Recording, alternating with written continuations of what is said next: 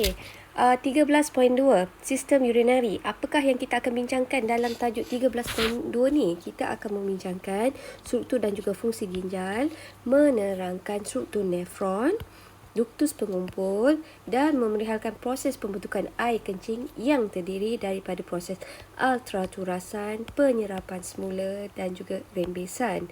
Kemudian kita akan mensintesis konsep homeostasis dengan melibatkan konsep suap balik negatif dalam pengosmo kawal aturan. Okey, kita teruskan yang ini. Okey, yang saya tak bincang. Okey. Now, sistem urinary. Sistem urinary ni terdiri daripada apa? Terdiri daripada organ ginjal. Okey, terdiri daripada ginjal. Kemudian kita ada ureter. Okey, kita ada pundi kencing dan akhir sekali kita ada uretra. So, apakah fungsi? Okey, apakah fungsi what do we call fungsi sistem urinary? So, fungsi sistem urinary ni adalah untuk menyingkirkan bahan kumuh, bahan yang tidak diperlukan oleh badan. Contoh bahan yang tidak diperlukan oleh badan adalah sebatian nitrogen seperti urea. Okey, now selain daripada tu, apakah fungsi sistem urinary? Fungsi sistem urinary adalah mengawal atur isi padu bendali badan, tekanan osmotik, kepekatan ion bendali badan dan juga kandungan elektrolit dan pH darah. So, kita teruskan. Okey, yang ini awak boleh tengok dalam buku teks awak, muka surat 253. Now, saya nak teruskan di sini. Now, ginjal kita ni sebenarnya terdiri daripada satu unit, daripada unit yang kecil yang kita kenali sebagai nefron. So, dalam ginjal ada berjuta-juta nefron. Okey, now nefron ni sebenarnya terdiri daripada apa? Nefron ni terdiri daripada pertama kapsul Bowman, glomerulus dan juga tubul renal. So, tubul renal ni sebenarnya terdiri daripada apa? Tubul renal ni sebenarnya terdiri daripada 3. Dia terdiri daripada tubul berlingkar proximal, kita ada liku Henle dan satu lagi kita ada tubul berlingkar distal. Okey. Alright. So, tadi kita dah kata proses pembentukan air kencing ni terdiri daripada 3 proses yang utama. Pertama adalah ultraturasan, kedua adalah penyerapan semula dan akhir sekali adalah proses rembesan. Okey, so ini adalah sedikit nota mengenai nefron. So, kita terus tengok struktur nefron. So, satu nefron ni sebenarnya terdiri daripada apa? Ini adalah daripada buku teks lama tau, buku teks tingkatan 5. Okey, so tajuk ni adalah tajuk tingkatan 5. So, saya terus pergi kat sini. Ini adalah satu unit nefron. So, maksudnya ginjal kita terdiri daripada berjuta-juta nefron. Ini satu. Okey, nefron. So, cadangan saya, awak patut lukis gambar nefron ni. Okey, now, nefron ni sebenarnya terdiri daripada apa? Kita buat slow-slow. Nefron ni terdiri daripada kapsul Bowman. Okey, yang ini adalah kapsul Bowman. Kemudian, alright, kita ada kapilari darah, okey, yang berlingkar yang ni, ini kita panggil dia sebagai kapsul Bowman.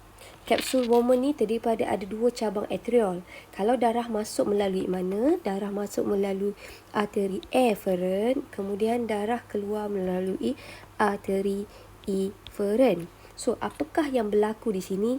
Yang berlaku di sini adalah proses ultraturasan.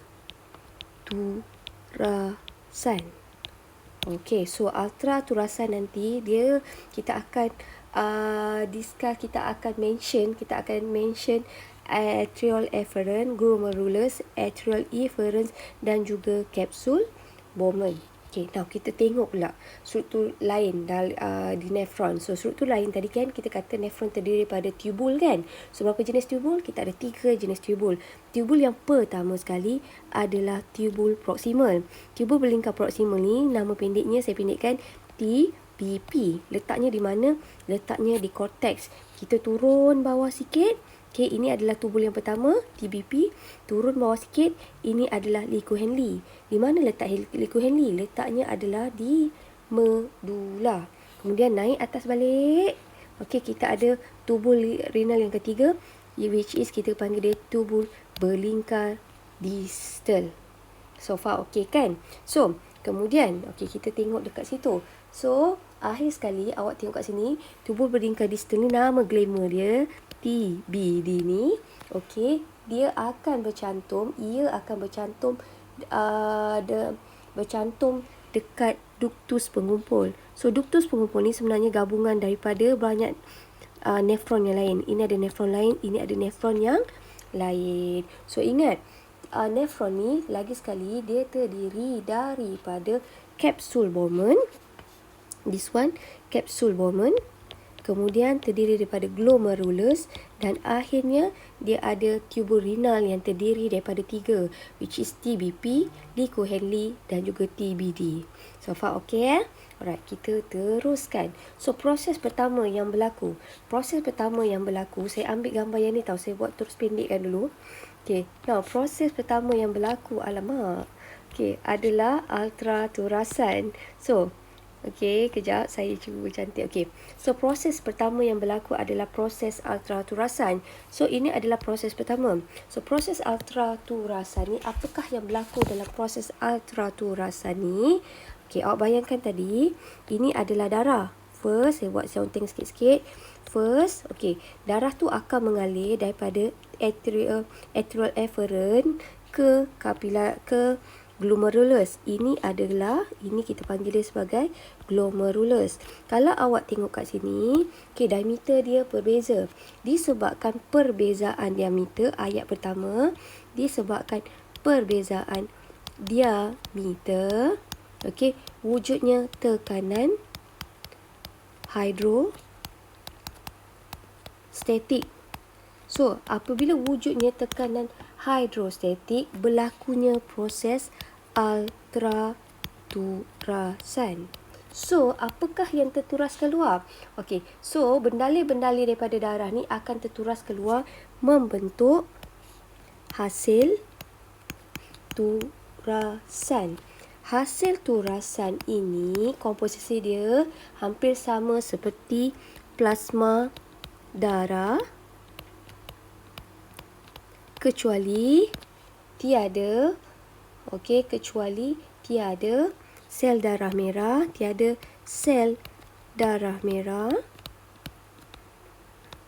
platelet dan juga protein plasma. Kenapa tak ada? Sebab ini adalah molekul besar. Okey, so far okey. So, first proses yang berlaku adalah proses ultraturasan. So, proses ultraturasan ni kita ambil 4 yang main utama. So dalam hasil turasan glomerulus yang terturas keluar ni ada 4, which is kita ada air, kita ada glukosa, asid amino, garam. Okay, right, so saya ambil yang itu sahaja dulu. Okay, now seterusnya, urea ni saya tak pasti tahu. So, saya potong, saya ambil buku teks. Sebab dalam buku teks awak yang baru ni, urea ni ada masuk melalui proses rembesan, which is nanti. So, ini yang pertama. Pertama, ultraturasan. Proses yang kedua adalah penyerapan semula. Right. So, penyerapan semula, saya ambil buku teks lah. Gambar buku teks tu menarik sikit. Sebab dia dekat dengan awak. So, proses penyerapan semula ni tadi, pertama adalah proses ultraturasan. Proses yang kedua adalah penyerapan semula. So, penyerapan semula ni berlaku 2 tempat. Pertama, penyerapan semula. Tengok nombor 2. Dia berlaku, saya tambah sini, penyerapan semula. Yang pertama, berlaku di tubul berlingkar proksimal. So, apakah yang berlaku di tubul berlingkar proksimal? Awak tengok kat sini, poinnya adalah di sini. Saya conteng sikit lah. Hopefully awak boleh faham. Now, tubul berlingkar proksimal ni 100%,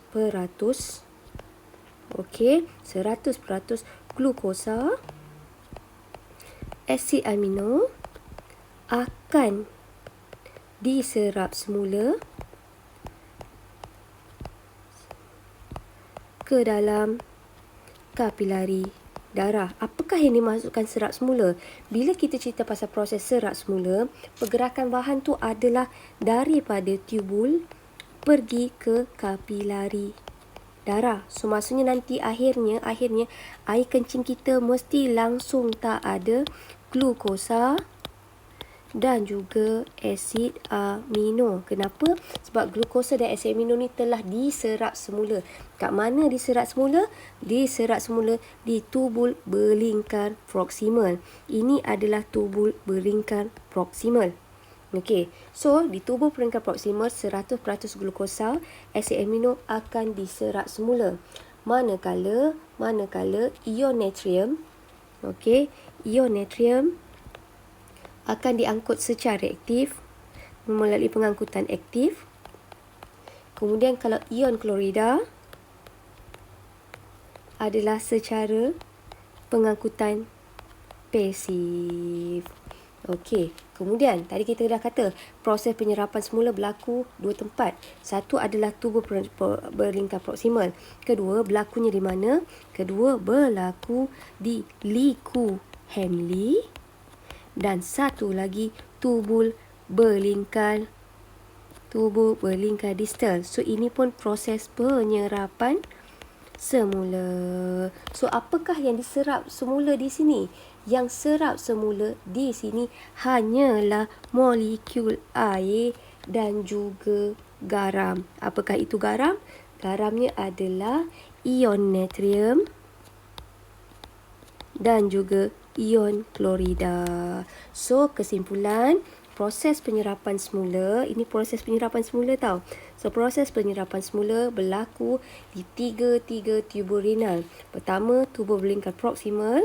Kedua, liku Henle. Dan juga di tubul berlingkar distal. Apa perbezaannya? Perbezaannya, glukosa dengan asid amino diserap semula di mana?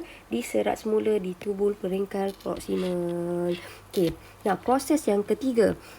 Proses yang ketiga adalah proses rembesan. Proses rembesan ni pula pelik. Proses rembesan adalah pergerakan bahan tu daripada kapilari darah masuk ke dalam tubul. So bayangkan kenapa nak masuk dalam tubul? Sebab yang ni tubul. Bayangkan kalau dia masuk dalam tubul, maksudnya badan kita tak nak bahan tu. So contoh bahan-bahan yang kita tak nak, contohnya kita tak nak bahan toksin. So contoh bahan toksin, dadah, bahan toksin, dadah, urea. So yang ada dalam tubul ni, bahan yang kita tak nak. So oleh itu air kencing kita nanti at the end, air kencing kita, pembentukan air kencing kita ni terdiri daripada apa?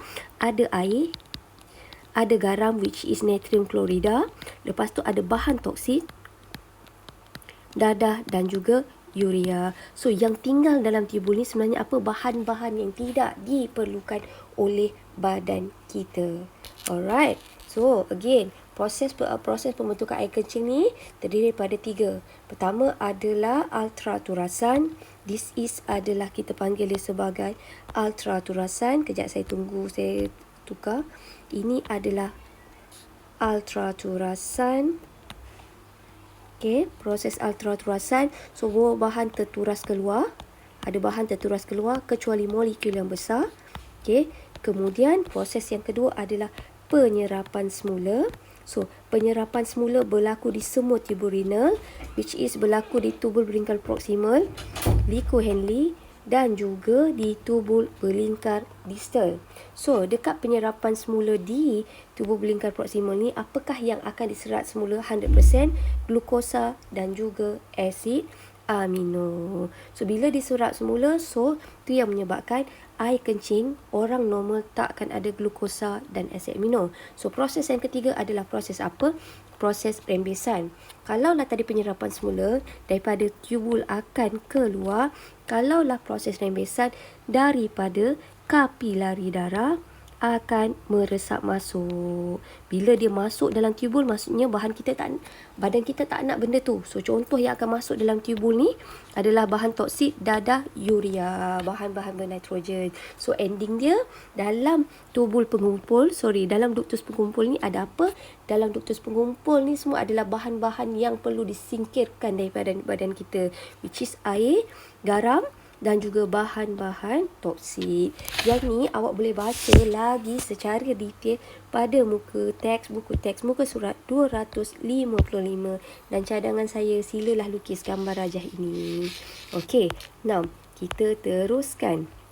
Okey, now tadi kita dah cakap dalam tajuk yang ini, okey, dia ada kaitan dengan homeostasis. So, homeostasis dalam pengosmo kawal aturan. So, dalam apakah itu pengosmo kawal aturan? Kita nak kontrol kuantiti air dan juga kuantiti garam. So, saya ambil di sini. Now, contohnya, katakanlah kalaulah tekanan osmotik sikit, tinggi, ini maksudnya kita kurang minum air. Bila kita kurang minum air, tekanan osmotik kita adalah tinggi. Maksudnya badan kurang air. Garam adalah banyak. So, ini adalah rangsangan. So, tekanan osmotik yang tinggi ni akan dikesan oleh siapa? Akan dikesan oleh osmoreseptor. Mana letaknya osmoreseptor? Letaknya di hypothalamus.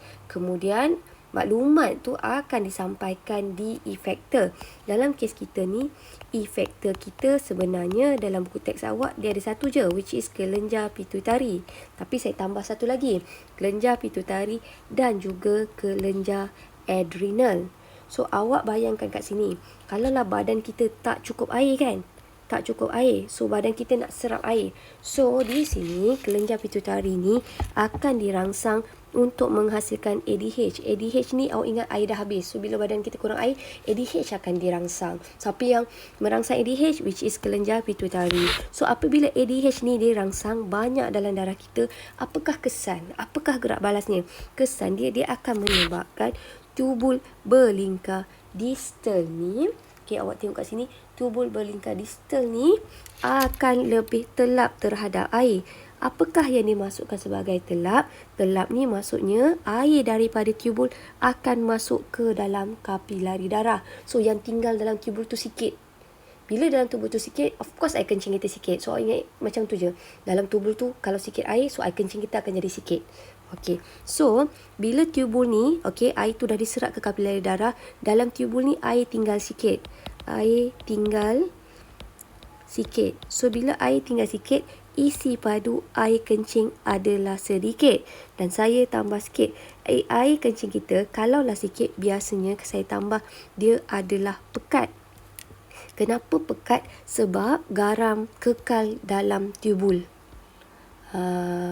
Okey. So, kita terus pula yang kedua. Okey. Now, apabila tekanan osmotik rendah, let's say ini awak minum terlampau banyak air. Awak minum banyak sangat air. Minum banyak air. Apabila awak minum banyak air pun tak bagus tau. Apabila awak minum banyak air, tekanan osmotik adalah rendah. Kenapa rendah? Sebab air terlampau banyak, garam terlampau sikit. So, sekarang garam ni sikit pula. So, badan kita kurang garam. So, apa dia punya tindak balas badan kita? So, tekanan osmotik ni, ini adalah rangsangan. Ia akan dikesan oleh osmoreseptor. So, mana letaknya osmoreseptor? Letaknya osmoreseptor di hypothalamus. Kemudian, okey, maklumat akan disampaikan ke efektor. Dalam kes kita ni, efektor kita sebenarnya adalah kelenjar adrenal. Okey, tapi dalam buku teks dia cerita pasal kelenjar pituitari. Saya ambil adrenal sekejap ya. Now, apabila katakanlah badan kita ni kan, garam sikit kan, tengok sini garam sikit. So, kelenjar adrenal ni akan dirangsang menghasilkan hormon aldosteron. So, apa kesan hormon aldosteron ni banyak? Dia akan menyebabkan tubul berlingkar kita, TBD sebenarnya, TBD, telap kepada garam. So, bila telap kepada garam, tubul kita ni, garam dari tubul akan diserap ke kapilari darah. So, dalam tubul garam sikit. So, air kencing kita nanti dia jadi cair. Sebab garam tu semua dah diserap ke dalam kapilari darah. Kemudian, kenapa air kencing kita banyak? Okey, air kencing kita banyak adalah disebabkan kelenjar pituitari tidak dirangsang. Bila kelenjar pituitari tidak dirangsang, ia menyebabkan tubul tu tak telap air. Bila tak telap air, apa kesannya? Tubul akan kekal. H2O, air akan kekal dalam tubul. Oleh itu, isi padu air kencing kita banyak. Kenapa? Sebab tubul air kekal dalam tubul. Kenapa cair? Sebab garam, dah banyak garam diserap semula ke tubul. Yang ini akhirnya nanti happy ending dia, tekanan osmotik kembali normal. So ini adalah proses konsep homeostasis. Jika berlaku perubahan dalam badan kita akan sedaya upaya cuba kembali kepada julat normal. So ia menggunakan mekanisme apa? Dia melibatkan mekanisme suap balik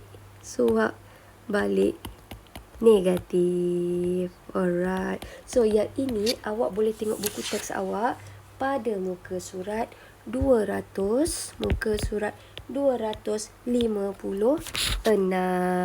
Okay, so ini awak boleh baca sendiri. Yang ini we discuss later. Yang ni semua nak cakap macam ni je. Bila awak minum air banyak, so air kencing awak akan jadi banyak. Kenapa? Bila air kencing banyak, bila awak minum banyak, okay, tekanan osmotik jadi rendah. Bila tekanan osmotik jadi rendah, so okay, badan kita tak perlukan air. So, pada air kencing yang dihasilkan adalah lebih banyak. So, itu je nak cakap. So, bayangkan yang ini 250 dengan 1000. So, mana satu tekanan osmotiknya yang rendah, ini tekanan osmotiknya semakin rendah. Bila tekanan osmotik dia semakin rendah, kita nak bagi tahu air badan kita tak perlukan air. So, jumlah air kencing yang dihasilkan di sini adalah lebih banyak. Okay. Alright, so ini je yang saya cerita. Alright, so akhir sekali. Now, isu kesihatan dalam sistem urinary. Now, isu kesihatan dalam sistem urinary ni, okay. Now, apa jadi kalau buah pinggang kita ni gagal berfungsi? Macam mana buah pinggang kita gagal berfungsi? Ginjal kita gagal berfungsi? Ginjal kita gagal berfungsi adalah kadang-kala disebabkan oleh penyakit. Apakah penyakit yang boleh merosakkan kita punya ginjal? Which is diabetes mellitus dan juga tekanan darah tinggi ataupun jangkitan bakteria. Okey, worst kalau terlibat dalam kemalangan yang memberi kesan kepada buah pinggang kita. Okey. Now, selain tu, apakah masalah kesihatan selain kegagalan buah pinggang? Okey, masalah kesihatan yang lain adalah pembentukan batu karang. So, apakah itu batu karang? Batu karang adalah ketulan keras yang terdiri daripada asid urik, kalsium oksalat dan juga kalsium fosfat. So, question kat sini. Okey. Now, batu karang boleh menyebabkan ureter tersumbat dan mengurangkan penghasilan air kencing. Untuk mengurangkan kemungkinan pembentukan batu karang, maksudnya kita nak elakkan dia kena batu karang. Kenapa minum banyak air? Bila awak minum banyak air kencing yang dihasilkan tu adalah lebih cair. So, kandungan garam tu adalah kurang. Okey, sebab ni kalsium asid urik ni. Asid urik ni adalah disebabkan oleh garam. So, bila air kencing tu terlampau pekat, terlampau banyak garam, so kecenderungan untuk membentuk asid urik ni adalah lebih tinggi. Therefore, sebab tu awak elok minum banyak air, sebab awak nak kurangkan kepekatan air kencing tu. Alright? Okay. So, kita teruskan. Saya teruskan di sini. Okay, tadi kita dah cakap. Okay, punca-punca yang menyebabkan buah pinggang tu rosak. So, kita tengok sini. Kalau dah buah pinggang tu rosak, apakah what di rawatan untuk menggantikan buah pinggang yang rosak? So, rawatan kita ada dua. Pertama adalah hemodialisis. Kedua adalah pemindahan ginjal. Okey. So, kita tengok dulu proses hemodialisis. So, ini adalah proses hemodialisis. Ini adalah daripada buku teks tingkatan 5 tau. KBSM. Now, dalam yang ini adalah mesin hemodialisis. So, awak tengok kat sini. Alright. Biasanya orang yang menjalani proses hemodialisis ni dia perlu buat ada satu tempat tu, saya lupa. Okey, so kat situ biasanya orang panggil dia sebagai tapak kat situ. So dekat sini kita ada dua salur darah, satu adalah arteri. So maksudnya nak bayangkan dekat sini, darah yang keluar adalah melalui arteri yang dah bersih. Okey, yang dah mengalami proses hemodialisis, dia akan masuk melalui vena. So, dalam mesin ni ada apa? Dalam mesin ni, pertama dia ada heparin. Apakah itu heparin? Dia nak mengelakkan darah daripada beku. Kemudian, dalam mesin dialisis ni, ini adalah mesin dialisis. Okey, mesin dialisis ni sebenarnya dia terdiri daripada apa? Dia terdiri daripada tubul dialisis. Okey, kalau awak tengok kat sini, tubul dialisis ni sebenarnya apa? Tubul dialisis ni sebenarnya adalah terdiri, dia dalam tubul dialisis ni ada bendali. Yang ini adalah tubul. Yang dalam ni titik-titik ni, ini adalah bendali dialisis. So, bendali dialisis ni sebenarnya apa? Bendali dialisis ni Okey, bendali dialisis ni. Okey, dialisis. Sekejap Dialisis ni sebenarnya dia adalah sama kandungannya seperti plasma darah. Awak bayangkan macam ni tau. Darah ni mula masuk kat sini, dia ada banyak glukosa dan juga asid amino dan juga bahan kumuh yang lain. Okey, so dia akan melalui tubul dialisis ni yang terisi, yang ada bendali dialisis. Dan bendali dialisis ni kandungan dia sama seperti plasma darah. Kemudian di sini, kalaulah awak perasan di sini, dia akan lalu sini, ada bahan kumuh tu akan dikeluarkan di sini. So di sini ada bahan kumuh disingkirkan. Okey. Alright. So tengok kat sini, awak tengok kat sini, kemudian darah yang bersih, okey, darah bukan bersih, darah yang kurang dengan bahan kumuh tu akan masuk kembali melalui mana? Melalui vena. So awak tengok sini, bendali dialisis. Okey, bendali dialisis ni sama dengan kepekatan atau isotonik dengan plasma darah. Okey, so kesimpulannya, proses dialisis ni memerlukan mesin dialisis. Mesin dialisis terdiri daripada tubul dialisis dan juga bendali dialisis, which is bendali dialisis ni adalah isotonik dengan plasma darah. So glukosa, asid amino dan air dan urea berlebihan, okey, dia akan disingkirkan. So darah yang masuk, darah yang akan dituras ni akan kembali masuk ke dalam vena. Yang ini sebenarnya awak boleh tengok dalam nota yang saya telah berikan. Ni dia. So ini awak tengok kat sini. So urea dan garam mineral berlebihan dapat disingkirkan daripada badan. So oleh itu tekanan osmotik akan kembali kepada julat yang normal. Okey, ada tak cara lain untuk mengatasi kegagalan buah pinggang? Ada, which is satu adalah pemindahan ginjal. So, pemindahan ginjal ni, okey, sebenarnya orang yang sihat boleh mendermakan satu ginjal kerana proses pengawal aturan ni dan perkumuhan ni boleh dilakukan hanya dengan satu ginjal sahaja. Okey, so itu sahaja untuk tajuk yang ini. Okey, terima kasih. Maaf atas segala salah dan silap.